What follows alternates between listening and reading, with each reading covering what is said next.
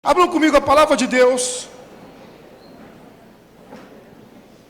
lá em 2 Crônicas, capítulo 20, versículo de número 1. 2 Crônicas, capítulo 20, versículo de número 1. Simone, essa é a chat. Please. Give me. Já achou aí? 2 Crônicas, capítulo 20, verso de número 1. Quem for achando vai glorificando o nome do Senhor Jesus Cristo. Quem não achou vai pedindo misericórdia que eu espero. Vamos lá? Diz assim: depois disso, os filhos de Moabe e os filhos de Amon, com alguns dos meunitas, vieram a peleja contra Josafá. Obrigado, filha. Valeu.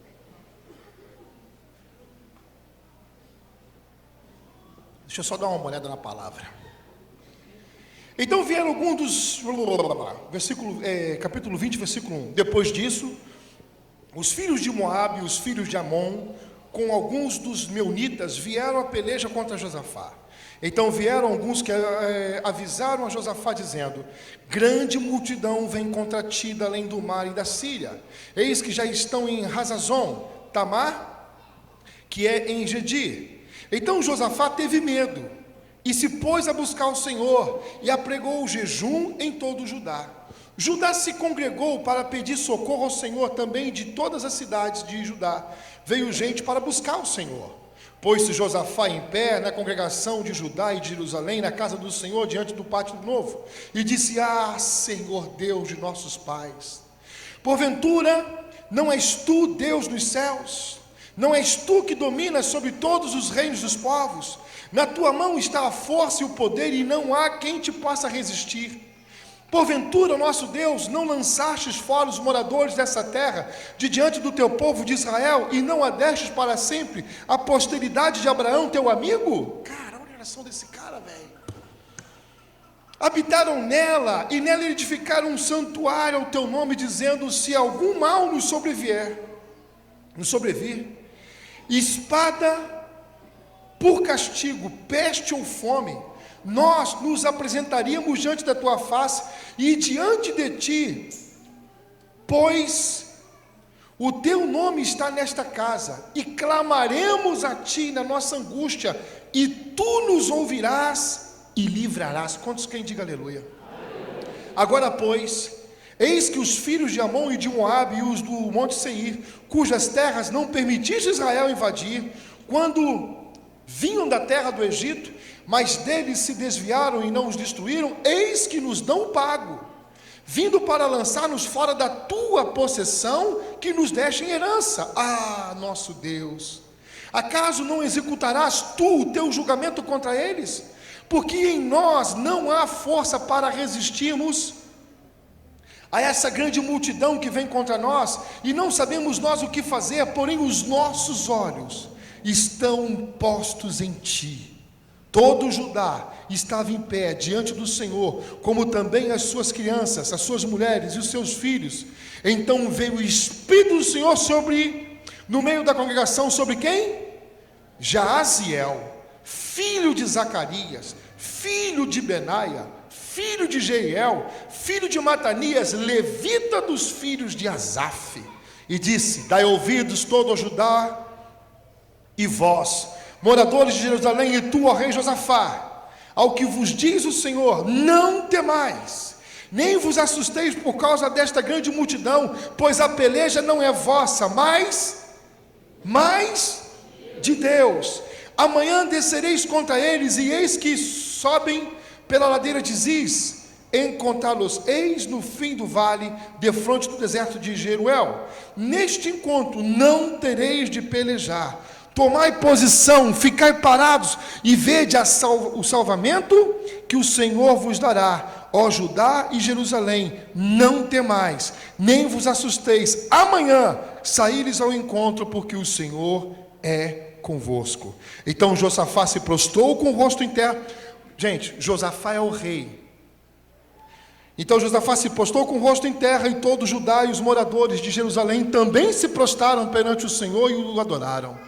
Dispuseram-se os levitas dos filhos dos coatitas e dos coreitas para louvarem o Senhor, Deus de Israel, em voz alta sobremaneira.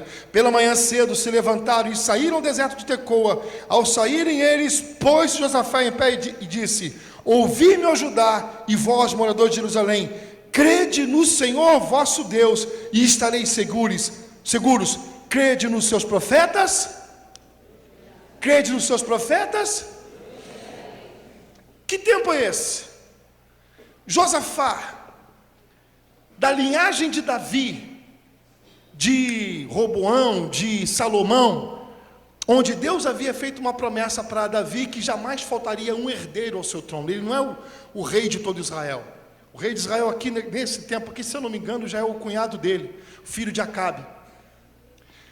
E Josafá foi um homem de Deus, um homem quebrantado, um homem que separou 3 homens para que andasse por toda Israel, pregando a verdade do Evangelho, levando o povo, o resgate do povo, a ler as Escrituras, de voltar à comunhão com o Pai.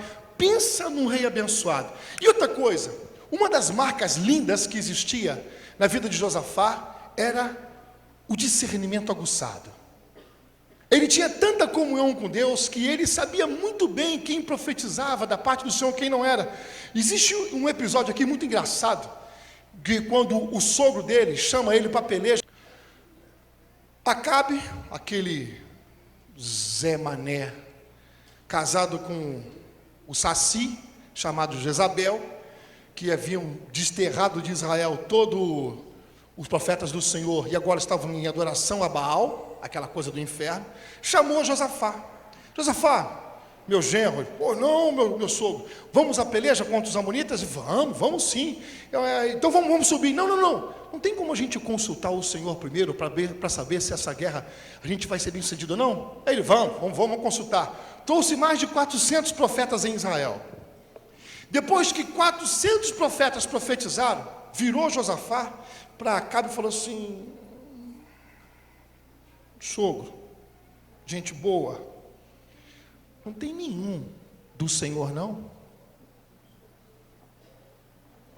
Acabe, tem, mas nunca profetiza aquilo que eu quero ouvir.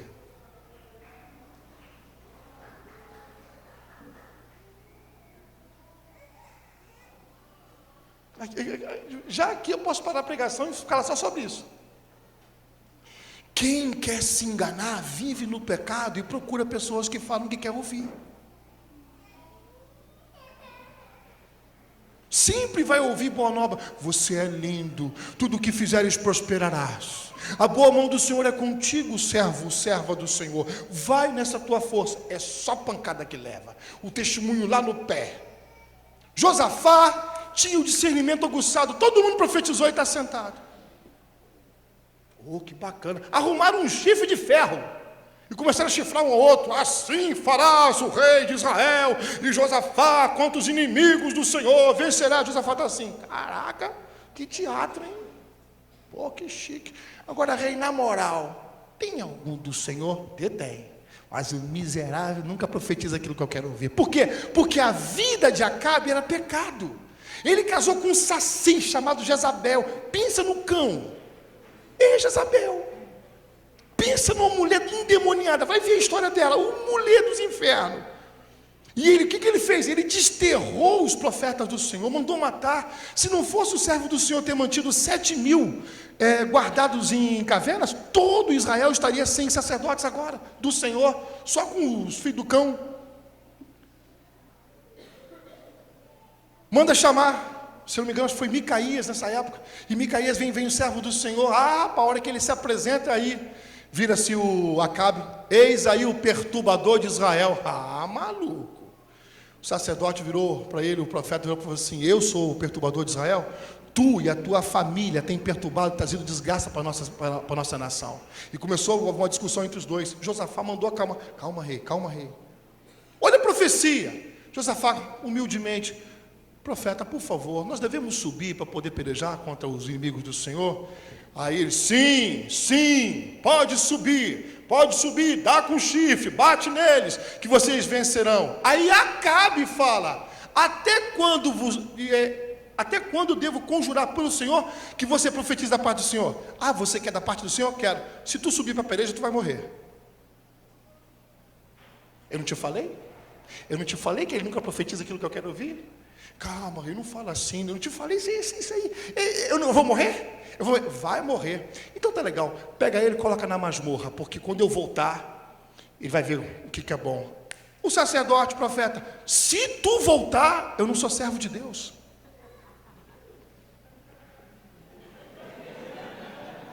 Cabrabão pra caramba, com quem que ele está falando, cara? Ele está enfrentando 400 homens mais o rei.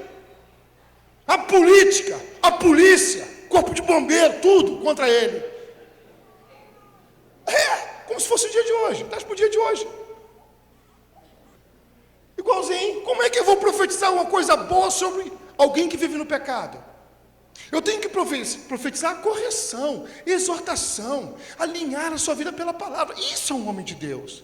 Isso é amar, porque a palavra de Deus diz que Deus corrige ao filho o quê? Filho sem correção não é filho de Deus, é bastardo. Não é reconhecido pelo Senhor. Posso ouvir um glória a Deus, amados? Posso ouvir aleluia?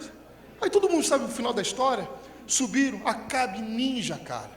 Vestiu só Josafá de rei, botou numa carruagem real e foi para a peleja.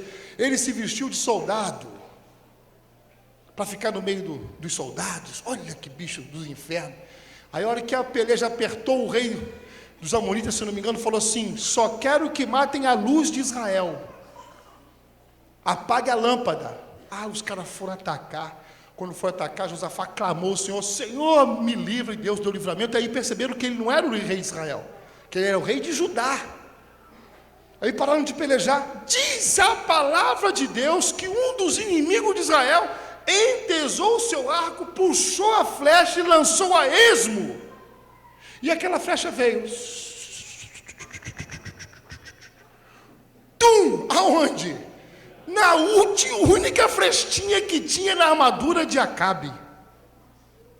E a morte do cara foi bonita pra caramba, cara.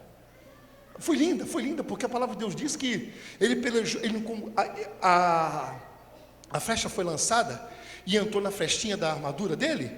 Ele teve que sair do meio da peleja e ele pelejou junto com o escudeiro dele, montado no carro de guerra, até o fim da tarde. E quando ele conseguiu sair com o carro, que ele está chegando em Israel, ele morre. Morte bonita, né? Eu acho. Caraca, ninguém concordou comigo, eu achei bonita a morte do cara. Mas a palavra do Senhor se cumpriu. E quando foram lavar o carro dele, os cães lamberam o sangue dele, segundo a profecia do homem de Deus. Josafá teve experiências com o Senhor, mas agora nesse episódio, Josafá ouve de más notícias. 3 reis se levantaram contra ele. A palavra de Deus diz que Josafá temeu ao Senhor, mas cara, labanturili, calamacheia, lá, meu Deus, vontade de passar tudo que está aqui no meu coração para vocês. Mas o cara era um cara que vivia em comunhão com Deus, e uma pessoa que vive em comunhão com o Senhor, ele não teme ouvir más notícias, eles sabem quem tem crido. Quem está comigo aí, pelo amor de Deus? Não, sério, quem está comigo aí? A má notícia chegou, bateu a porta dele, ele teve medo, mas ele usou os recursos. A oração de Josafá é uma das ações mais lindas que existe. Ele só podia ter feito essa oração se ele conhecesse as Escrituras. Deixa eu me acalmar.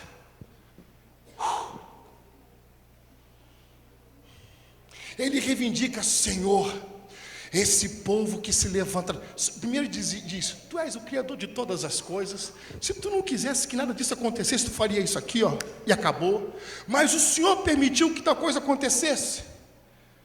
Mas e o que está acontecendo? Aqueles inimigos que nós poupamos no passado se levantam agora nos fazendo esse tipo de paga, pagando com o mal o bem que o Senhor fez no passado.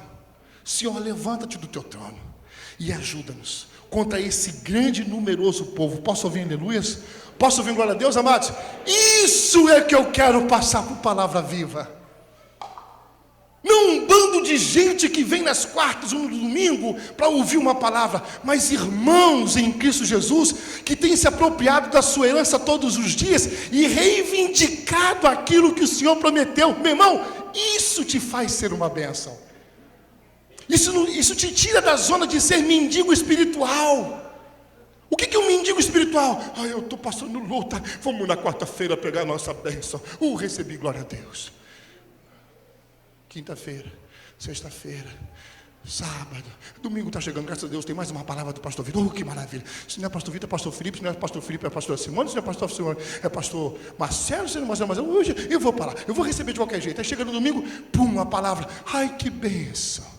Agora vamos arrastar, segunda, terça, quarta-feira, chega logo, pelo amor de Deus. Josafá não. Josafá tinha a palavra de Deus dentro do coração dele. E quando a má notícia chegou, ele não correu para outro lugar, senão aos pés do Senhor, véi. E reivindicou o que era por herança. Senhor, a tua palavra disse que quando houvesse peste, fome, espada contra nós, se nós nos voltássemos para ti e nos arrependêssemos, o Senhor pelejaria por nós. Posso ouvir aleluias? Aí que vem a outra pergunta: pastor, mas mesmo uma pessoa que é fiel ao Senhor, vive nos caminhos do Senhor, pode passar por tribulação? Sim, eu acredito que aquele que é fiel ao Senhor, ele não vive a tribulação, ele vive a aprovação. E em cada aprovação que nós somos aprovados, vivemos a vitória. Cantamos o hino da vitória, glorificamos o nome do Senhor, como foi o caso de Josafá. A palavra de Deus diz também que depois de ele ter clamado, ele orou a palavra. Quem quer tocar o coração do Senhor? Quem quer viver o melhor do Pai? Começa a achar nas Escrituras aquilo que é teu por herança. Por exemplo, posso usar uma brincadeira aqui? Vou usar até a vida do doutor que mexe com a área médica, com a área de saúde. Vou usar ele. Epidemia de Zika, chikungunya. Como é que é o nome daqueles demônios que vem quando picar a gente aí? Como é que é o nome daquilo? Dengue, chikungunya, Zika. Deu epidemia. Quando o coração de uma pessoa é fiel ao Senhor, ele fala assim: Senhor, eu tenho herança. Eu tenho herança que diz: 1000 cairão ao meu lado, 10.000 à minha direita, mas eu não serei tocado.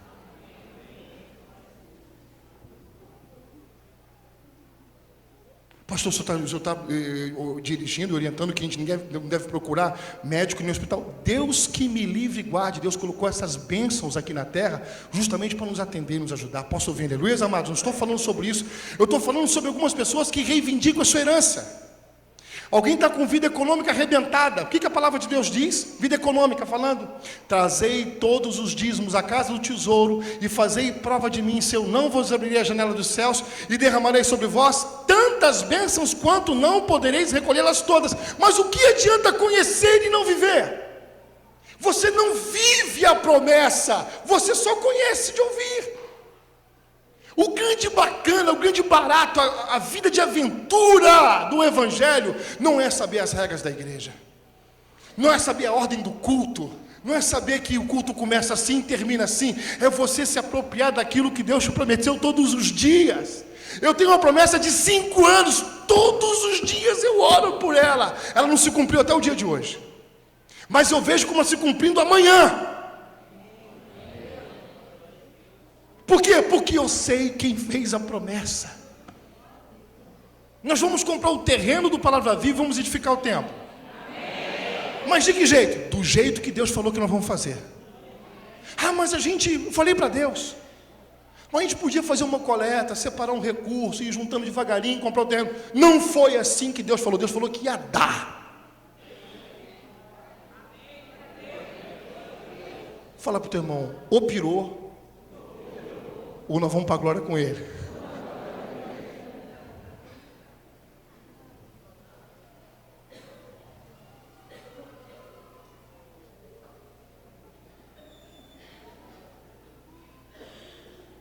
Lindas, né? São teus? São teus? Só isso? Deixa eu contar aqui uma. Pela 1000ª vez, do primeiro carro que eu ganhei. Não, sem rir. Jô, Eurico, a paz do Senhor, pode levantar e sair da igreja, que já cansou de ouvir isso aqui.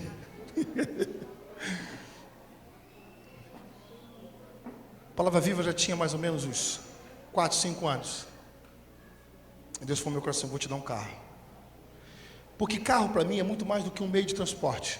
Carro para mim simboliza ministério. Cavalo é ministério. Tudo que é meio de transporte simboliza ministério. O Senhor falou assim: eu vou te dar o carro. Eu lembro que o meu filho mais velho, o Estevam, saía comigo, né? E nós tínhamos que dar uma pernada lá do centro da cidade até lá na residência. E o Estevam muitas vezes ia comigo um pouco mais cedo. Sempre gosto de chegar bem mais cedo na igreja, 5 horas, 6 horas, para poder me consagrar, orar, falar com Deus, para Deus me encher, para poder ter o que entregar para vocês. Porque Vitor não tem nada para entregar para você. Amém? Mas o vaso cheio do Espírito Santo é uma bênção. Posso ouvir, né, Luiz Amados? Essa é a ideia que eu tenho. Então, para ser vaso, eu tenho que me colocar na mão do oleiro. E eu gosto de chegar mais cedo. Aí o Estevam ele era baixinho, gordinho, bem gordinho. Está aí ele não? Está ele ali. Bem gordinho. Falei: pai, nós vamos ter que dar uma pernada daqui, pegar essa linha toda. Vamos, filho, vamos. Pai, eu não quero não. Dói tudo, dói perna, dói... Filho, mas é o que a gente tem hoje, filho. Vamos embora. Ele: pai, mas dói muito. Filho, também tem outro jeito. O que foi? Você orar e pedir para o Pai do Céu para poder trazer uma carona.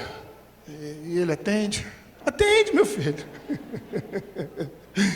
Essa é a confiança que eu tenho no Senhor, porque eu não queria gerar no meu filho um religioso, mas alguém que pudesse depender de Deus. E no momento mais difícil da sua vida, clamar e saber que esse Deus responde. E que Ele não é uma filosofia, uma religião, uma ideia. Ele é um Deus, é um Pai que cuida. Então eu tenho que gerar isso no meu filho. Meu coração fica apertado? Fica. Porque eu não quero viver dando desculpa para o meu filho por que Deus não atendeu. Eu quero que os meus filhos em minha casa saibam que existe um Deus que nós servimos em espírito e em verdade.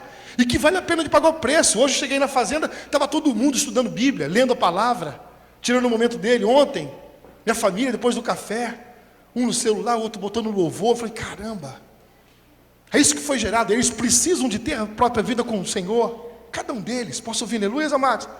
Aí: papai do céu, o Senhor sabe da nossa luta, Senhor. O sol está muito quente, o chão está quente. Papai do céu, traz, por favor, traz uma caroninha. Mas ele estava no meio da oração, não foi, filho?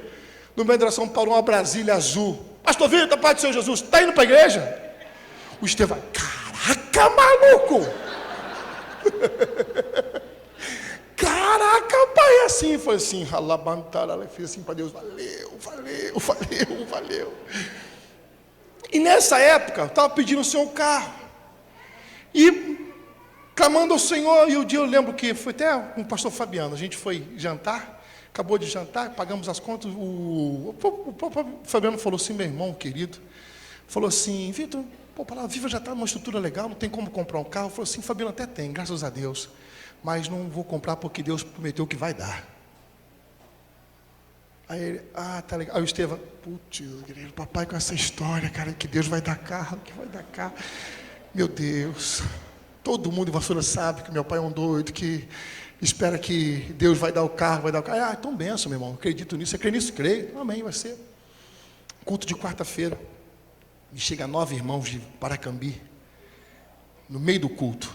Estava lá, Jô? Estava lá? Olha, chegou 9 caras assim lá na igreja e tal. Aí tal, a gente continuou pregando e tal. Irmãos, vieram aqui de Paracambi para cá? Viemos, pastor.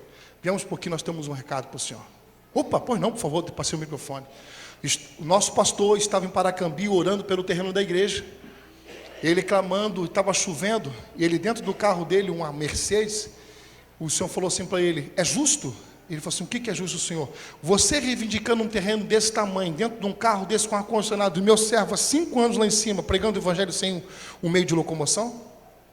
Aí, o que você quer que eu faça? Vai dar um carro para ele. Aí quando ele falou isso, a gente já, opa! O Estevão já então, hein, Estevão?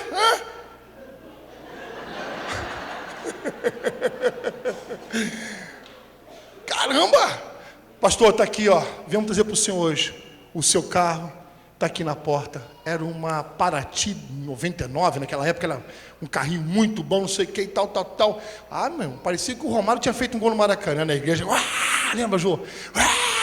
Aquela gritaria, a pessoa, glória a Deus, Deus é fiel e tal. Cadê a chave do carro? Cadê o Estevão? Todo mundo se abraçou, se beijou, aquela coisa toda, foi embora. Depois que foi embora, cadê o Estevão? Cadê a chave do carro? Tinha sumido. Aí, tipo, vamos pelo menos ver onde é que está o carro. Estamos saindo. Quando nós saímos assim, vamos ver o carro. Será que a porta está aberta? Estava tudo escuro, não dá para ver. Quando a gente meteu a mão na porta que abriu, o Estevão estava no banco de trás, chorando. Ele falou assim: pai, quando eu crescer, eu quero servir a Deus como o Senhor serve. Você pode dar a Deus toda a honra e toda a glória.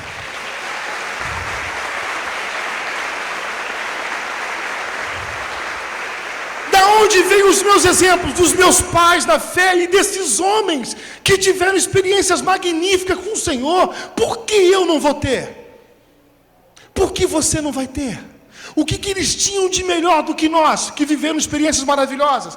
Homens que abriram mão de prazeres porque Deus havia feito promessa. O caso de José. O caso de José do Egito. Quem já conhece essa história? Vou contar tudo de novo. Quem conhece essa história, levanta a mão. José do Egito. Por que José do Egito não caiu com a mulher do Boitifar? Como diz Cláudio Duarte, Boitifar. Essa é Potifar. Essa aqui chama de Boitifar por causa da Talabatai. Por que ele não caiu? Porque era um menino que alimentava os sonhos que Deus havia plantado no coração dele. Aquela mulher não estava no sonho. Ela não fazia parte do sonho. Então qualquer coisa que vem maravilhoso na minha vida que não está alinhado com a vontade do Pai, eu estou fora. Quem está entendendo isso hoje, por favor?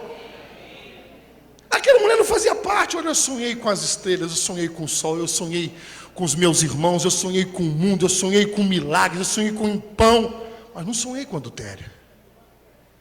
Eu não sonhei com pecado. O Deus que eu sirvo não está aí. Ele não aprova isso. E eu não quero na minha vida qualquer coisa que não seja dele, ele, porque para ele e por ele são todas as coisas. Que estão entendendo isso? Quem está alcançando isso? Josafá sabia quem ele era um rei. Gente, diante de Deus, como ser humano, ele foi fraco, porque ele não devia ter rezado ou orado, ele devia ter chamado o exército. Porque o rei de Israel foi levantado junto com as outras nações para livrar o povo das guerras. Mas a força de Josafá não estava no armamento bélico ou no exército, estava em Deus. Ele sabia muito bem o que seria escrito no Novo Testamento: buscai em primeiro lugar o reino dos céus e a sua justiça, que as demais coisas vos serão acrescentadas. Ele sabia a importância de reivindicar a palavra de Deus. Lê Daniel 9, como Daniel reivindica a saída da Babilônia para poder voltar para a terra prometida. Senhor, já estamos aqui tempo demais, a tua palavra falou que a gente não ficaria tanto tempo assim, leva-nos de volta. São homens e mulheres que não leem Bíblia, estudam, se apropriam. A palavra de Deus, abre as mãos, rápido. A palavra de Deus foi escrita em 2 testamentos, o Antigo e o Novo. O que significa? Que alguém morreu e deixou uma herança para você. No nosso caso, ele morreu, ele ressuscitou o 3º dia, melhor, ainda enviou um tutor chamado Espírito Santo, e a unção que está em nós nos ensina todas as coisas para vivermos a vida que ele morreu naquela cruz, que ele conquistou naquela cruz. Se nós não vivemos esse tipo de evangelho, fazemos nulo a obra da cruz. Para muitos lobos devoradores, essa mensagem não é interessante, porque é melhor colocar o povo na ignorância e viver de campanha em cima de campanha, tirando tudo que pode do povo.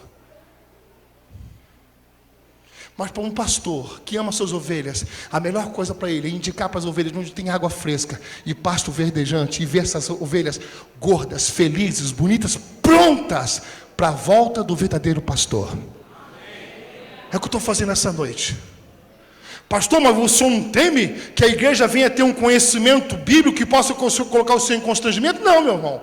Porque se você conhecer mais Bíblia do que eu vou ser abençoado por aquilo que Deus tem feito através de você. Eu vou ser abençoado. Eu vou fazer questão de sentar e falar: abre a tua boca, varão. Abre a tua boca, varão. Me abençoa. Me leva a me apropriar. Quer ver uma palavra que eu sou apaixonado? Palavra de confronto. Que me mostre onde eu estou errando. Aonde eu estou falhando. Eu sou louco para poder chegar e correr para a cruz. Senhor, está aqui o meu pecado. Está aqui o meu erro. Está aqui onde eu tenho falhado. Muda isso de mim. Porque isso não está de acordo com a herança que o Senhor me prometeu. Tu imagina... Labanturi calabachaia. Fala para o teu irmão assim: sacode, acorda, prepara o lombo, que vem. Tu imagina, se nós começássemos a ter um propósito com Deus, de ler a palavra de Deus todos os dias, e não só ler para dar satisfação para o pastor Vitor no domingo, mas ler, pegasse uma caneta vermelha, como os professores gostam de fazer, anotar, marcar aquilo que chamou a atenção, estudar, comer, isso aqui tem pão, meditar, começar a orar em cima daquela promessa, e todos nós nos reuníssemos então nos cultos de quarta e domingo. Imagina, os herdeiros, não o povo, mas os herdeiros do trono de Deus. Imagina o nível da nossa adoração. Imagina o nível de conhecimento que nós teríamos de Deus, o que nós ofereceríamos a Ele.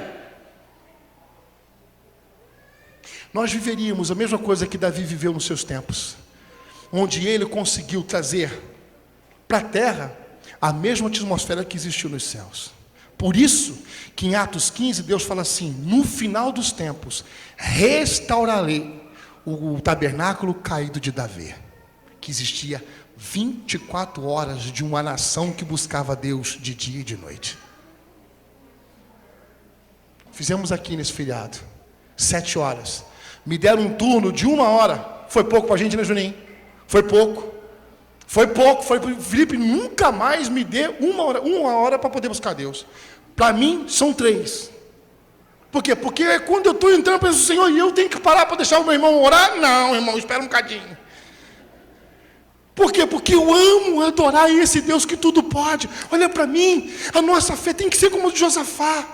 A gente tem que parar de gritar quando a notícia ruim chega lá em casa. Ai, desespero, vai morrer. Os crentes velho, macaco velho, já viu Deus fazer cada coisa maravilhosa. Quando chega a notícia ruim, quem poderá nos salvar? Chama o Chapolin Colorado. Desespero toma conta. É uma notícia ruim só, irmão. A notícia ruim na vida de um crente, aqui eu vou terminar minha pregação de hoje, porque eu tinha muita coisa para poder falar. Queria até meia-noite com vocês hoje, precisava ir até meia-noite. Mas vou fechar aqui. Espera um pouquinho, deixa eu dar um treinamentozinho aqui, eu estou perdendo peso. A notícia ruim na vida de um crente que é fiel ao Senhor é para fazer o nome do Senhor glorificado. No caso de Josafá, chegou a notícia ruim, ele reivindicou a herança. Já Aziel virou para ele e falou assim: desçam a batalha, porque a peleja não é vossa, é do Senhor. Posso ver, Luiz? Pô, se a peleja é do Senhor, por que eu tenho que ir para a batalha? Primeiro, porque é no movimento que eu vejo o milagre, não é sentado esperando em casa. Quem entendeu isso? É no movimento. Quando eu creio, eu me movo. Não é quando eu creio e fico parado, aí não acontece nada. Ele falou assim: não tereis que pelejar, porque a peleja é do Senhor, mas desçam a batalha. Josafá foi, e desceram louvando ao Senhor. Quando chegaram lá, o inimigo estava morto, e o saque do despojo demorou 3 dias. A palavra de Deus diz que eles não conseguiram recolher tudo. O que eu entendo com isso? que quando eu sou fiel ao Senhor, estou no caminho do Pai, é notícia ruim, chega na minha vida, é porque um milagre maravilhoso dá para acontecer. Quantos creem nisso? Aplauda o Senhor.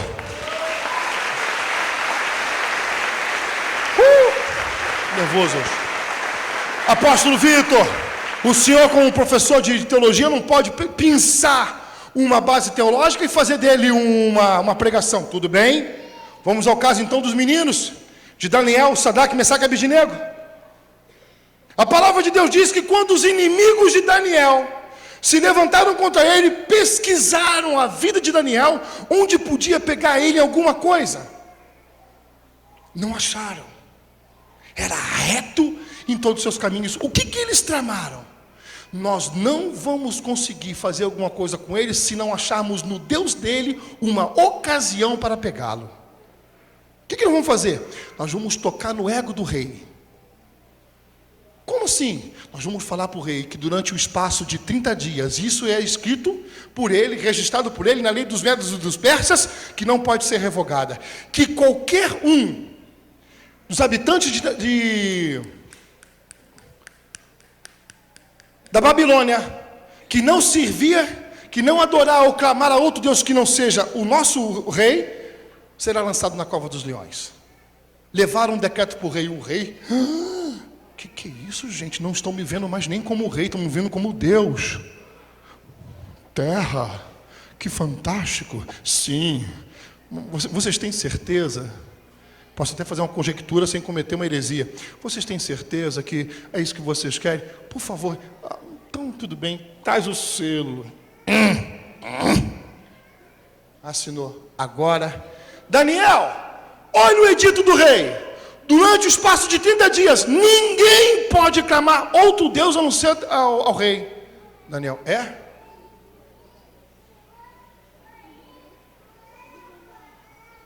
Chegou no quarto, abriu a janela.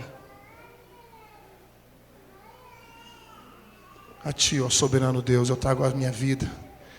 Prefiro a morte do que ter que negociar a minha comunhão contigo de manhã, de tarde e de noite.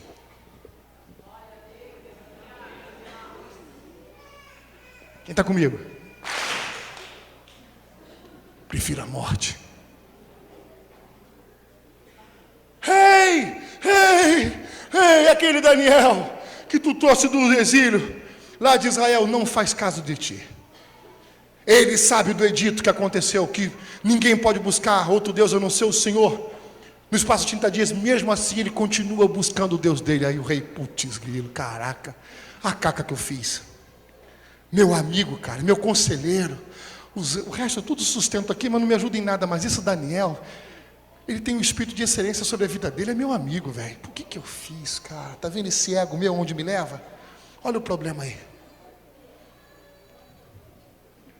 E a palavra de Deus diz que até o final do dia o rei se esforçou para tentar livrá-lo, mas não conseguiu, porque os caras reivindicaram.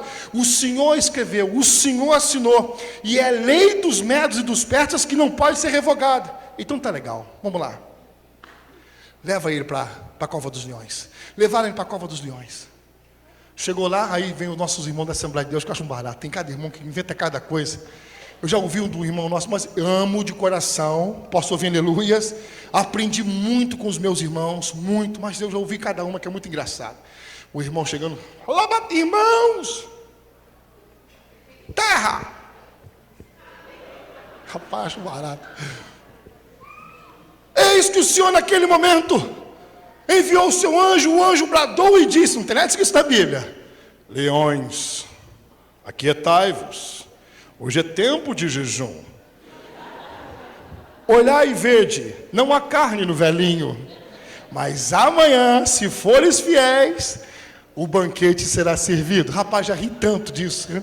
Mas eu não estou falando isso de forma de deboche, por favor, em forma de alegria. Eu já ri muito com esses irmãos. Os caras viajam na maneira, eu acho barato. Mas a palavra de Deus diz que Daniel foi lançado e nenhum leão tocou nele. E ao raiar do dia, o próprio rei não enviou escolta. Ele foi lá e perguntou: Daniel, homem muito amado por Deus, ter-se-ia o caso de que você de que o Deus a quem você constantemente serve teria podido te livrar da boca dos leões? Rapaz, ele ouviu lá da cova dos leões: ô rei, meu senhor, Deus viu que não houve maldade minha contra ti nem contra ele. Aí o rei: caraca, maluco! Não foi esse o termo que usava na Babilônia, a gente usa aqui no Rio de Janeiro, né? Mas estou só conjecturando. Caramba, maluco! Tiraram os leões, ficaram quietinhos, o rei irado. Agora pega aquele bando de malditos e tragam eles e a sua casa aqui para dentro. O que eu aprendo? Que quando você é fiel ao Senhor, todas as coisas, todas, cooperam para o teu bem. Inclusive quando quer te fazer uma maldade. Para finalizar, vale a pena. Vale a pena todos os dias ler a palavra, estudar, se apropriar da sua herança, viver experiências como Davi viveu, como Josafá viveu, como o próprio Daniel viveu, Sadraque, Mesaque e Abednego, que esperavam de Deus uma oportunidade, onde o próprio rei falou assim: quem não adorar a imagem que o rei colocou, vai ser morto. Os meninos: poxa, Daniel teve experiência dele, eu também quero ter a minha. E levaram até a presença do rei. O Senhor: rei, só quer que a gente adore o Senhor? Sobre esse assunto está encerrado. Não te adoraremos. A palavra de Deus diz que o rei mandou acender 7 vezes. A galera que estava levando eles para a fornalha morreu, velho. E os caras foram jogados lá em cima, caiu lá dentro. E começaram a passear na fornalha.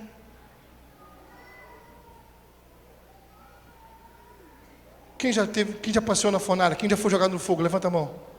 Quem já foi jogado no fogo mesmo para valer? Quem já?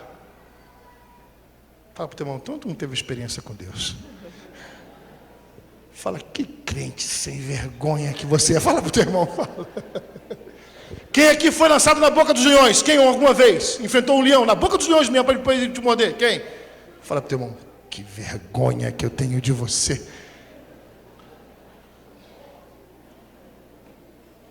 A palavra de Deus diz que quando o rei olhou para eles, perguntou para um dos seus oficiais: não jogamos 3 dentro da fornalha? Como é que eu vejo a figura de 4? E a figura do 4º homem é como de um Deus.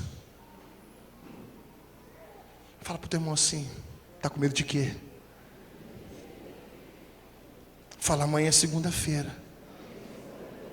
Sabe o que significa? Nada, brincadeira.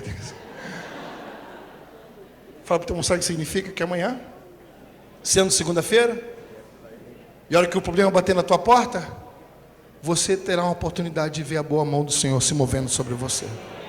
Quantos querem? Pode aplaudir e glorificar o nome do Senhor.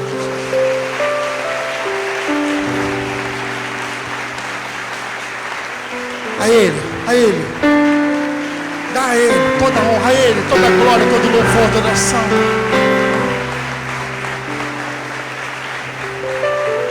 O meu desejo essa noite é que você saia dessa igreja inconformado com você e pergunta: que nível de fé eu tenho? Que nível de comunhão com meu Deus eu tenho? Por que Deus se revelou a Davi, a Daniel, a Sansão, a Josafá, a Jaziel, e não se revela a mim? Como é que eu tenho buscado, meu Deus? Que tipo de vida eu tenho caminhado sobre a terra? Pergunta para você mesmo. Se você está satisfeito com aquilo que você está vivendo. Você que nunca teve uma experiência real, viva com o Senhor, pergunta para você: que tipo de fé eu tenho? A minha fé é uma filosofia ou é vida?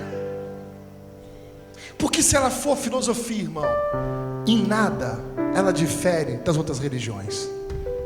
Em nada. É só prestação de contas a homens. Quem entendeu isso aqui hoje? Quem quer mais de Deus?